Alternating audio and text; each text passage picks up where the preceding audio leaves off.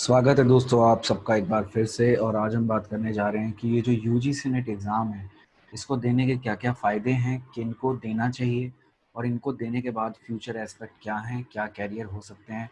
तो new commerce को तो बहुत कुछ जानने को मिलेगा ही, साथ में जो पुराने स्टूडेंट्स हैं उनको भी बहुत से नए अपडेट्स हम यहाँ पर आज देंगे। सबसे पहले बात करें इंट्रोडक्शन की, तो यूजी स्टडी एक स्टैच्यूरी बॉडी है। स्टैच्यूरी का मतलब होता है जिसके बारे में कॉन्स्टिट्यूशन में या संविधान में उल्लेख ना हो, लेकिन फिर भी ये अपने नियमों के हिसाब से काम करता है। Ministry of human resource development यानी एमएचआरडी के अंतर्गत ही काम करेगा और इसे एक एक्ट के अंतर्गत लाया गया था 1956 में पार्लियामेंट में। ये इसका लोगो है, ज्ञान विज्ञान विमुक्ति। आपने ये लोगो ज़रूर देखा होगा। इस समय कुछ चेंजेस आए हैं, चलिए उन पे बात करते हैं। चेंजेस ये है कि अब इस पेपर को यूजीसी के, ये जो यूजीसी का पेपर है ये असिस्टेंट प्रोफेसर्स को बनाने के लिए, पीएचडी में उन काबिल बच्चों को चुनने के लिए जिन्हें कुछ पैसे मुहैया कराती है सरकार और वो कुछ एडवांसमेंट कर पाए रिसर्च में, उनको चुनने के लिए, और साथ ही साथ रिसर्च में लोगों को बढ़ावा देने के लिए ये पेपर कंडक्ट कराया जाता है। एनटीए बना था, नेशनल टेस्टिंग एजेंसी, जो इसका ये नया वाला लोगो है, एक्सीलेंस इन असेसमेंट, ये 2017 में बनी थी। ये बहुत से नए एग्ज़ाम कराती है, नीट भी इवन ये आजकल करा रही है, इवन बहुत से एग्ज़ाम जेई मेंस भी ये करा रही है। आप देखेंगे नीट करा रही है, नेट करा रही है, सी मैट, जी पैट जो कि एक बिजनेस से रिलेटेड है, सी मैट भी एक मेडिकल से रिलेटेड पेपर है। तो इन सब पेपर्स को ये एनटीए आजकल करा रही है। और यूजीसी को भी जब से एनटीए ने लिया है उसने इसके पूरे फॉर्मेट को बदल दिया है, पेपर अब ऑनलाइन होने लग गया है।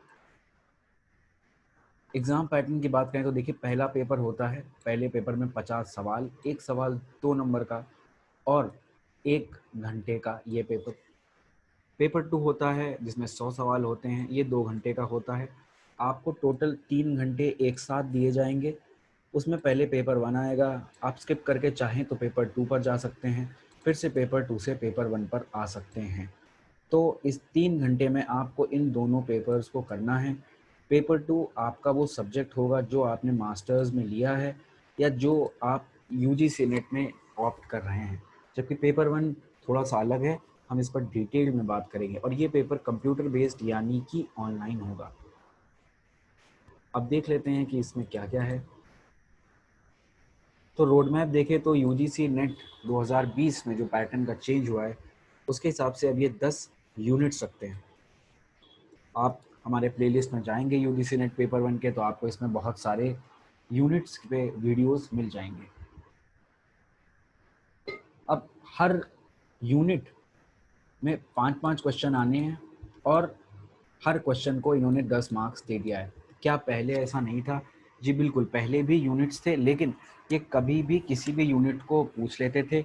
मान लीजिए इन्होंने रिसर्च एप्टीट्यूड पूछ लिया, कम्युनिकेशन नहीं पूछा, लॉजिकल रीजनिंग नहीं पूछी, तो बच्चे थोड़ा सा परेशान रहते थे कि कुछ भी पूछ सकते हैं, कुछ भी नहीं पूछ सकते हैं। लेकिन अब ऐसा बिल्कुल नहीं है, यूनिफॉर्मिटी लाई है एनटीए ने, सब कुछ पूछा जाएगा, अब बराबर पूछा जाएगा। दिक्कत ये है कि आपको सारे यूनिट्स पे बहुत अच्छे से ध्यान देना पड़ेगा और इसीलिए पेपर 1 भी उतना ही इम्पोर्टेंट है जितना पेपर 2।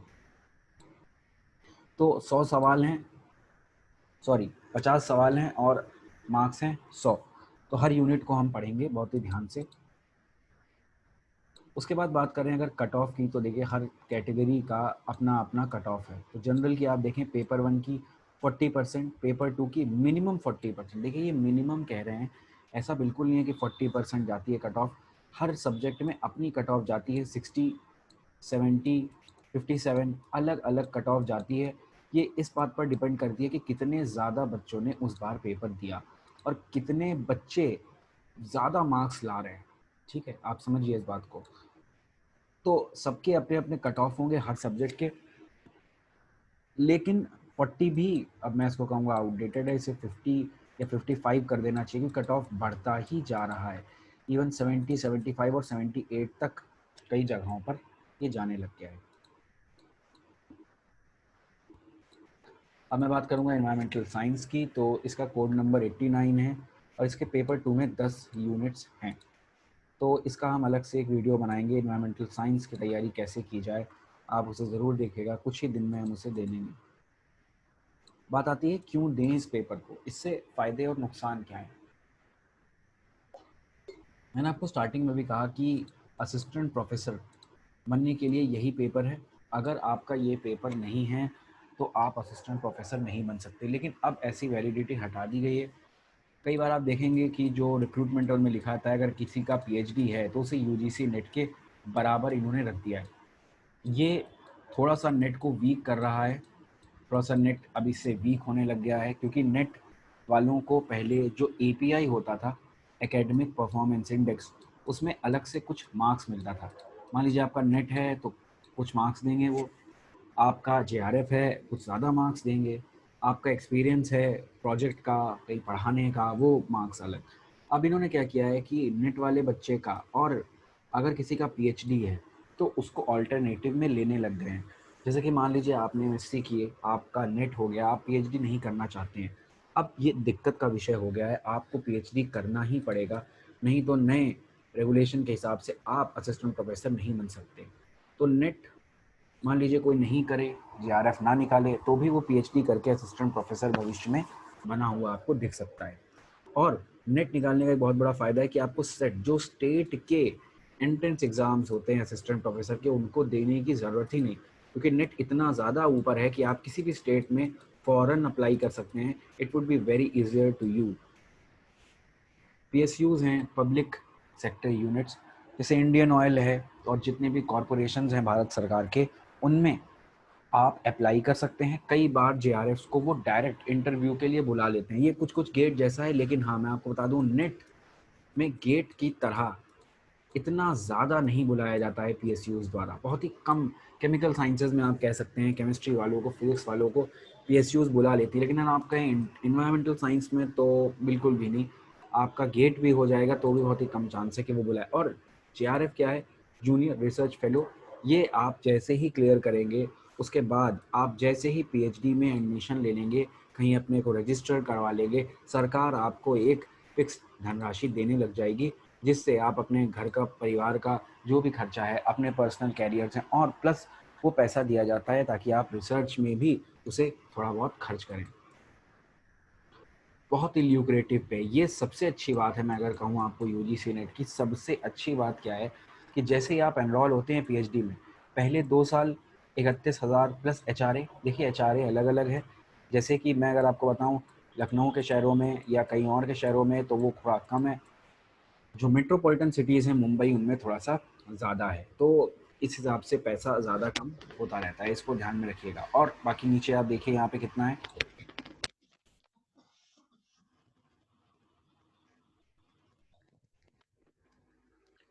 तो ये नीचे आप देख सकते हैं ये 35,000 है प्लस एचआरए। जैसे ही आप 2 साल कर लेंगे तो देखिए ये बात जान लीजिए कि ये पैसा 5 साल के लिए ही मिलता है। अगर आप सोचे कि हम पीएचडी को अपनी खींचते जाएं तो ऐसे नहीं होगा। पीएचडी अगर आप 5 साल में नहीं करते हैं तो आपको ये पैसा सरकार देना बिल्कुल बंद कर देगी। तो अगर मैं बात करूं एचआरए की, तो जिस शहर में मैं रहता हूं लखनऊ, उसमें अगर आप देखें तो एचआरए कुछ हमें मिलता है 5,000, तो हमें जो स्टाइपेंड मिलता है वो है 36,000। लेकिन अगर आप मुंबई में जाएंगे, दिल्ली में जाएंगे, तो वहाँ पे जो एचआरए है वो मिलता है लगभग लगभग 8,000। छोटे, बहुत ही छोटे आप शहरों में जाएंगे, झारखंड के भिलई विलई में, तो वहाँ पे स्टाइपेंड आपको 3,500 तक मिलेगा। तो इस बात का आप ध्यान रखिएगा, अलग अलग थोड़ा सा स्टाइपेंड का वेरिएशन होता है शहर के हिसाब से, सरकार ने किया है। अच्छा मान लीजिए अगर आप पीएचडी नहीं करना चाहते हैं और आपने इस पेपर को दे दिया और आप बहुत अच्छी रैंक लाते हैं, तो भी आपके पास एक अपॉर्चुनिटी है कि पीएसयूज़, ओएनजीसी, एनटीपीसी, ईडीसीआईएल ये आपको शॉर्टलिस्ट करके डायरेक्ट इंटरव्यू के लिए बुलाएंगे।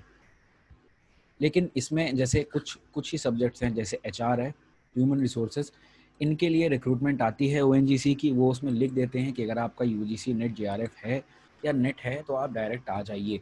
लेकिन बहुत से ऐसे सब्जेक्ट हैं जिनके लिए ऐसी कोई चीज़ें नहीं हैं, तो इस पोर्शन को सिर्फ कुछ सब्जेक्ट के लिए ही मैं कहूँगा।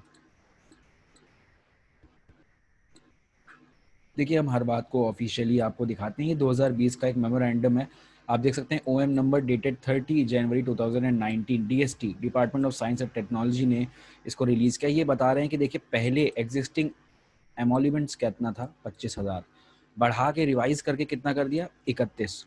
और एसआरएफ किन्हें कहते हैं, जो 2 साल जेआरएफ पे काम कर लेते हैं वो तीसरे साल से एसआरएफ कहलाते हैं, सीनियर हो जाते हैं वो।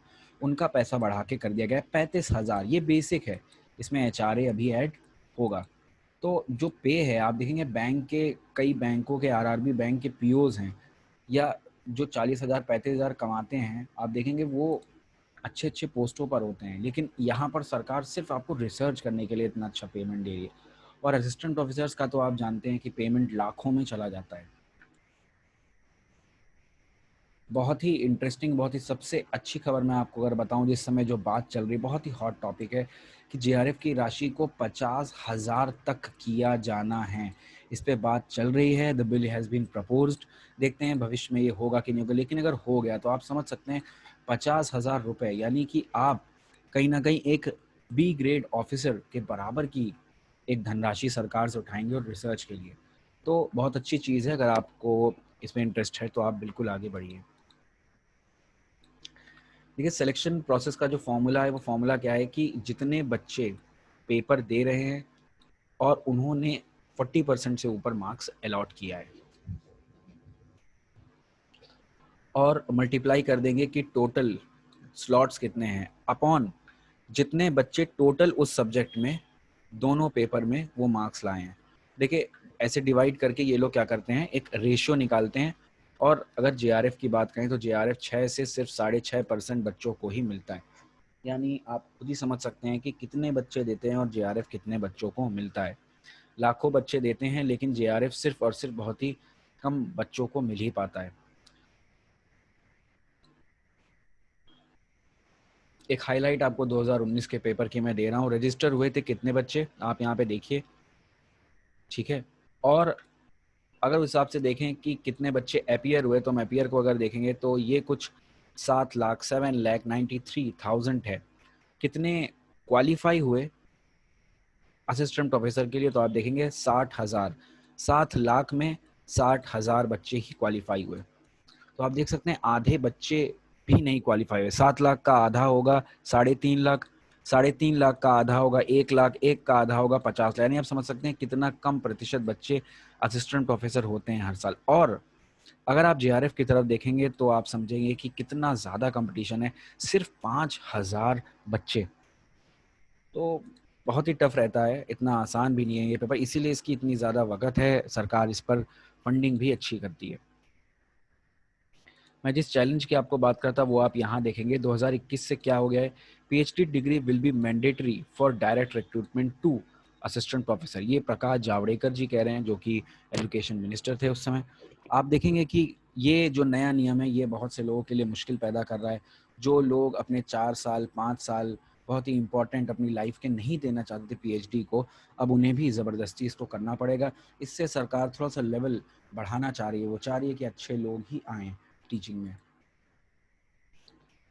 तो आप देख सकते हैं, सिर्फ ये बात को मैं नहीं कह रहा हूँ, टाइम्स ऑफ इंडिया में आप देखेंगे net qualified candidates on a sticky wicket, वो चिपक गए हैं, वो बहुत ही परेशानी में है। 2010 का है, बहुत पुराना। Despite fulfilling the UGC's qualification norm, NET candidates do not appear, उनको बुलाया ही नहीं जा रहा है अपॉइंटमेंट के लिए। अगर आप चाहें तो कहीं भी अप्लाई कर लीजिए, अगर आपका सिर्फ नेट है, आपका पीएचडी नहीं है, मैं गारंटी दे सकता हूँ कि वो आपको बिल्कुल भी इंटरव्यू के लिए नहीं बुलाएंगे। बहुत ही रेयर चांसेस हैं, अगर आपके एक्सपीरियंस हैं तो ये थोड़ा सा ख़राब बात है, लेकिन भविष्य उज्ज्वल है रिसर्च का।